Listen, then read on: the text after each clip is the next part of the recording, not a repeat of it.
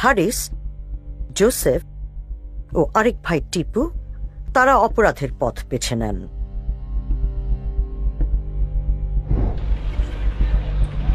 উনারা টাকা আদায় করতেন, উনারা মানুষদের অপহরণ করতেন, উনারা একটি গ্যাংয়ে পরিণত হয়েছিলেন। প্রথমে খুব ছোটখাটোভাবে শুরু করলেন, কিন্তু পরে উনারা মানুষদের খুন করা শুরু করলেন।